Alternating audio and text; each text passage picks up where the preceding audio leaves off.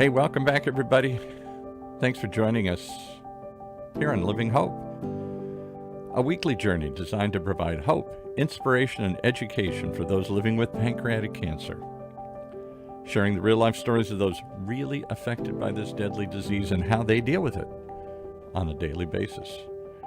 With your host, always brings a smile into the conversation, even a serious one like today here, Roberta Luna. How are you smiling at us today here? I'm good, Paul. Thank you. I know it's subject none of us really want to talk about, but it's something I feel very important. And as Ben Franklin was quoted as saying, "In this world, nothing can be said to be certain except death and taxes." I know death is it's a harsh reality that none of us really want to think about or even plan, regardless of what our health might be. But it's something that I think is really important for us to do. For one, it takes that burden off of our loved ones, and I think it just makes it easier for everybody. And today we have Allison Lee. She's an attorney at law, director, trust and estate content for Free Will. Allison knows the importance of anybody of having to put your affairs in order, so to say, for her clients, and her experience with her mother's recent diagnosis of pancreatic cancer, I think brought it even more personal to her. And she has this deep conviction that she wants to help others to get through this difficult time. Thank you, Allison, for joining us. And like I said, I know this is a rough subject, but I really think it's important, and I hope people will stay in tune with us and listen to this. So thank you for joining us today. Roberta, thank you so much for having me.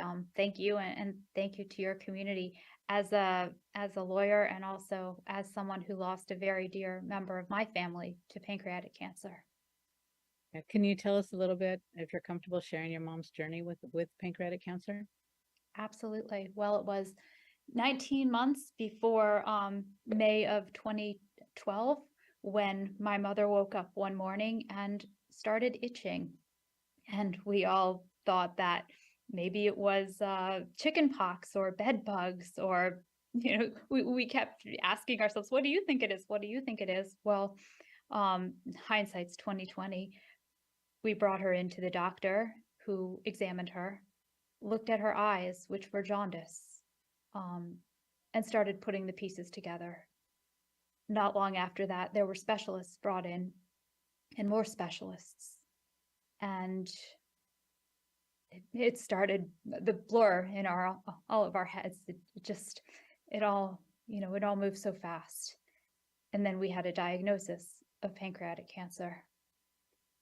Over those 19 months, we learned more than we ever thought about family, about love, about what it was to have a mother in our life. And she had a procedure. She had the Whipple procedure. But even after that, the cancer was too aggressive. And ultimately, she passed away in May of 2012. I'm sorry. I lost my mother as well to pancreatic cancer, so I understand. Our moms are so important to us, and no matter, I know I had, my mom and I fought a lot. I think because we were so much alike, but there was that deep bond as well. There's, nobody like your mom, especially when you get sick. No one takes care of you like your mom. So, for me, it's a big chunk that's missing in my life, and I'm sure yours as well. And I'm sorry to hear that. Was your mom able to, did she do any chemo or anything, or have any She kind did. of, Yes. did, Yes, she did. She did chemo, and yes, you said it best. Mothers, they're great for taking care of you, and also for for not seeing eye to eye on all matters. But she was incredible. And up till the end, there was nothing more important to her than her volunteer work in the community. She used to volunteer for the hospital for our wounded veterans. And one of the hardest things for her was when the doctor said she could no longer be in a hospital setting. And that was so hard for her because all she wanted to do was give back to the community and give back to our service members. She was just that type of person, always wanting to make the world a better place. And I'm sure she did. Thank you. Can you tell us a little bit? You're with Free Will. Is that what the company, what it is called? I'm sorry. That's right. Free Will. We're a social good enterprise, and we create a platform for individuals to make their wills free of charge and other estate planning documents like powers of attorney and advanced medical directives, healthcare powers of attorney, and living wills. And these are, like I said, I know for my family at least, it was something that we started after my dad also died of pancreatic cancer, and at that time, we didn't really, we didn't talk about it because we weren't expecting it. It all happened so quickly. We didn't really know what he wanted. So learning from that experience with my mom, we decided to sit down ahead of time and kind of talk about it with her and ask her what it was that she wanted us to do in that case. And not just for when you get sick, but when you're healthy. That's probably the better time to do it, is when you are healthy, and get these things set out, because it makes it so much easier. It was so much easier for us to know what my mom wanted. We didn't have to guess. Whereas my dad, we were like, "Oh, I hope we're doing what he wanted. I hope we're doing the right thing." What can you suggest? What suggestion do you have for families? When is the best time? Like, I know there's never a good time, but when is the best time to sit down and talk about what do you want when when things start to come, you need to make these changes and these decisions. What is Yeah, your Roberta, you said it so well that the best time to take care of these conversations is when you're healthy. And then that leaves so much more room to just spend time with one another when it's time for these documents to really come to life. Um, it was so helpful for us that my mom had taken that act of love for herself and also for her loved ones to have put her plan in place. She had some special wishes when it came to her advanced medical directive and her wishes for the disposition of her body. She had values, she had faith-based sort of preferences, and she was able to articulate them at a time when she was healthy, so that there wasn't guesswork and that the plans had been made. And really, once the diagnosis was there, we could just focus on spending time with each other and not worried about, what does she want? What should her, what are her preferences for her medical care? What are her preferences for her assets? The instructions were there, the directions were clear. All that we needed to do was take care of each other in that moment. And I think that's really important, because you want to spend all that time you have with them doing something, together, not sitting down and planning their funeral. So I think it's a good time. I've learned, and I've actually got mine planned pretty well. Right down to the music I want, just what we're going to be doing. So it's something that I hope will take that heavy burden off of I have two sons, that will take that heavy burden off of them, and they can just look at my book and know what I want to do, and that's what they will do. Um, what what goes into planning this? What are the components of it? I know you talked about the directives, the health directives and that kind of thing. What goes into planning? Absolutely. Well, as I said, an estate plan includes a lot of different parts. There's the powers of attorney, which take care of lifetime decision making. And then there's the last will and testament, which talks about the disposition of your assets after you're no longer here. And also who you want to serve in those important roles, like your executor, the person who's charged with overseeing the management of your estate, and also maybe guardians for your children. These are some weighty topics, but I'd say the first thing is just kind of thinking about the different pieces of an estate plan. And Free Will does try to lay that out very well, where we identify these are the roles that are going to need to be filled. These are the documents that you can prepare.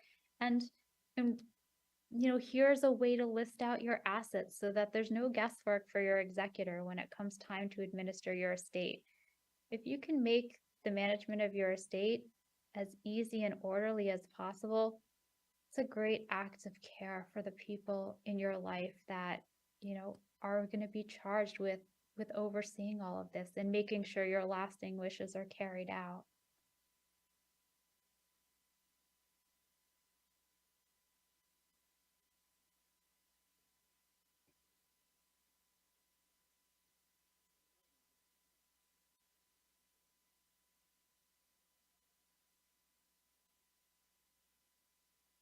Did we lose everybody here? I'm sorry. still I here. muted myself because I had background noise. Oh, okay. We're like waiting for something to happen. I thought, okay, I see her mouse moving, but I don't hear anything coming out here. Oh no, I'm it's so sorry. that mute button, right? It gets you every time. Yeah. I was trying to keep the background noise out of the You conversation. kept you I'm kept so all sorry. the noise out of the conversation. Yeah. Especially We miss you, Roberta. Come back. especially my noise, right? I'm sorry. That's what you get for live, right? Here's what you get. I'm sorry. I was asking to myself the difference between irrevocable wills and a revocable will. So, do I have the term right? Well, I will say that usually the difference, the revocable versus irrevocable, is usually in the context of living trusts. Oh, A will is something that only takes effect when you pass away, and so up until that point that you can no longer make decisions for yourself, a will is always going to be revocable, generally speaking. As far as trusts go, and that's a really great topic because one of the other features that free will does provide is we have a revocable living trust will. Currently, it's for California residents, but stay tuned. This may be coming to you at a new jurisdiction very soon. But to get to the difference between something being revocable and something being irrevocable. When a trust is revocable, it's something that you can cancel or change or modify during your lifetime or from time to time. So I set up my trust today, and my trust can function basically as the will substitute. So, or this type of trust can. So I set up my trust and I say, I want to name, I want to name my sister as my trustee. Well, when my son, who's now 5 years old, maybe reaches an age that at least he can tie his shoe, I might want him to have a position of greater importance in my plan. And so the fact that I can revoke or change it from time to time is helpful because then maybe I change it in a couple of years and I name my son as the trustee and maybe my sister as the backup. An irrevocable trust, on the other hand, is something that is not easily changed. And that's because an irrevocable trust is generally set up for some tax planning. And so in order to achieve those tax benefits, can't have the ability to make all of those changes from time to time. well, maybe you should explain, since obviously maybe I had it wrong, the difference between then estate planning and a will. So again, a great question. A will is part of an estate plan. An estate plan can have many pieces and it takes into account the needs of the individual planner. Do they need some sort of tax planning? Are they worried about that? Currently, the federal estate tax exemption is over 12 million, so it doesn't affect too many folks, including myself. But there are folks out there who do need to do tax planning. So they might have some trusts in addition to their will, in addition to their powers of attorney. But for many folks, a last will and testament is really the core of that estate plan. It takes care of the disposition of your assets. It takes care of the naming of individuals who are going to be overseeing, carrying out your lasting legacy and wishes. Now, you mentioned a power of attorney. Exactly what is a power of attorney? Again, a great question. Powers of attorney, I used to say, are the most important estate planning tools. I don't know if that's really true, but they are super important. Now, these take care of lifetime decision making. So just like I had said, a will only takes effect when you pass away. Powers of attorney help today. So let's say that, I'm going along and unfortunately I fall ill. I just something happens and I can't manage my affairs today. I haven't passed on, but I can't attend to matters the way that I could before that illness. Well, it's really helpful if I have a power of attorney where I've named an agent who can step into my shoes and take over that decision making, whether it's dealing with my finances or just like in the medical context, making some decision making in accordance with my wishes. All of that is happening during my life. And that's where a power of attorney can be really, really helpful. Can you have like two power of attorneys, like somebody to do the financial part and someone else to take care of the healthcare parts of it? Absolutely, you can, and many folks do. The most important thing is choosing the agent that's right for the job.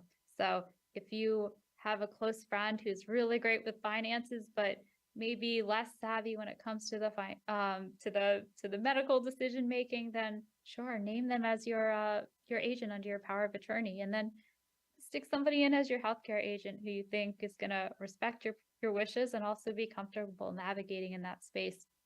And actually, to go a little back to my story, that's exactly what my mom did. Um, she trusted my dad when it came to finances, but you know what? As I said, she had some clear wishes when it came to her medical decision making, and that included, when it came to life sustaining measures. And she didn't want to put my dad or her loved ones in a position to have to carry out wishes that she thought might be really difficult for him and them. So she made the decision that was right for her. Just like you said, naming the agent that's right for the job, super important. Yeah, I think that would be the most difficult part, is having to make that decision in the medical sense where maybe they're not able to make that decision anymore. So to have it actually spelled out, I think was so helpful. At least it was for, like I said, with my mom, just to know what she already wanted and not have to go back and forth and talk to the family and say, do we keep her on life support? Do we not keep, what do we do? So to have that already spelled out. And again, like I said, I understand that this is a really difficult subject for people but it's just so important to please take care of this while you can and not wait until that last minute when you want to really spend all the time being with them and either talking or just hugging or whatever it is and not having to sit there and, talk about such a heavy, dark subject. So I just really encourage everybody. And I know I feel a little flustered for some reason suddenly and I'm talking about this, but I hope it's coming across clear that it's just with the best intentions and not any negativity at all. We're all, we're here for whatever time we're here, but we are going to leave at some point. So it's good to have all this in order. That's Um, absolutely right, Roberta. Thank you. And I mean, I think you're articulating it so well. Obviously, you've had experience with this and it's really resonating. Um, and I agree, having your affairs in order, and it's something that everybody has to do. It's not only thinking in the context of one illness or thinking that this is all a dark space. Rather, if you're young, if you're healthy, as long as you're above 18 and you can put these documents in order, you should. I guess I made my first will when I had just, I was young. I had just got married and, I still thought I was young and I was going to live forever, but I knew it was a good idea. I knew it was important. And it's so very important. As you said, this is an essential life task. And by planning in advance, you just have so much more time to do what matters, right? To spend time with your family, with your loved ones, and laughing and loving and hugging and being joyful together about the memories.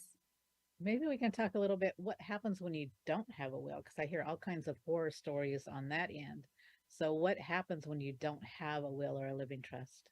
That's right. Without having a plan in place, it just becomes more difficult for your loved ones. First of all, there's probate, which is the court supervised process of overseeing your estate. And with the will, in some states it's a little more challenging than others, but generally speaking, if you have a will or a revocable living trust, there are ingredients, there are directions to make the administration go more smoothly. Without those documents, first of all, state law is going to govern where your assets go, and that might not be what you intend. You might want to benefit a charity of choice. You might want to benefit some more remote members of your family who are very important to you. And that doesn't happen unless you say so, unless you put that in writing. And also the individuals who are going to carry out your wishes. You don't have a say in that. That ability to be empowered, you've lost that. So take the step and put your plan in place, and then you have a say in all this decision making. And as I said, and as Free Will tries to stress, if there are causes or there are organizations that have weighed on your heart or that you've supported in your life, leaving a bequest commitment to them can be a really great way to cement your lasting legacy. And my mom did that.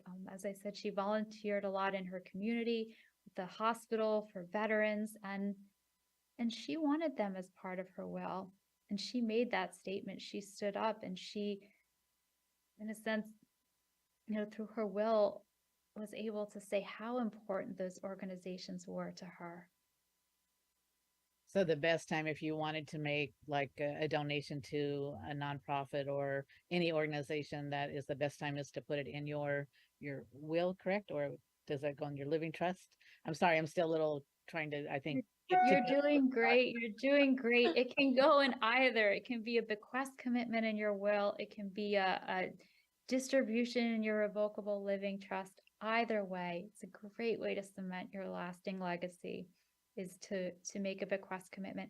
In fact, free will, we make our platform warm and intuitive because we want, and 100% free, because we want individuals to feel empowered to protect the people and the causes that matter most. And one way to do that, as I said, is, if there are charities in your life that have made a difference to you, consider speaking up with your estate plan and making them part of your lasting legacy. And anything you put in can always be changed at some time, right? It's not written in blood. You can't change anything. If you decide you want to change your charity or increase the amount or decrease the amount, you can go back and do that as well, correct? That's correct. No wills in blood, not yet. We're moving towards electronic wills in some states, but no wills in blood. That's right. So long as you're able, you can make changes to your will. That's okay. Right. Good to know. And then how would somebody contact you if they're interested in finding out more information or getting started with their own will and estate planning? As far as reaching out, I would say to go to freewill.com. Check it out. Estate planning is super important. And if Free Will can help your community on this journey of self-love and protecting the people and causes that matter most, we'd be so honored to be part of that journey. And go through the will flow, go through the power of attorney flow. And again, if we can be helpful, it would be such a pleasure to be there for your community. Well, thank you, Allison, for joining us today and talking with us and sharing your own journey. I kind of picked today to do this because next week, actually October 17th through the 23rd, is National Estate Planning Awareness Week. So that's the best time to either get started, I would assume, with planning something. And if you need to make any modifications or updates, that's also a good time would be to do that now, right? So again, could you give your website one more time, please? Absolutely. It's freewill, FREEWILL.com. Thank you. As long as you speak my name, I shall live forever. Today we are dedicating this episode to Melanie Darvin Strutler. Did I say that correctly? That's fine. Fine. Yeah. Please feel free to correct me. I'm bad at names. Melanie Darvin Strutler. That's right. Thank you so much for joining us today and for talking. I know it's a tough subject, but I really do feel it's very much needed. So thank you very much. And I appreciate you being here, and I hope you come back sometime and we can talk a little bit more. That would be great. Thank you, Roberta. I appreciate you and your community. Thank you.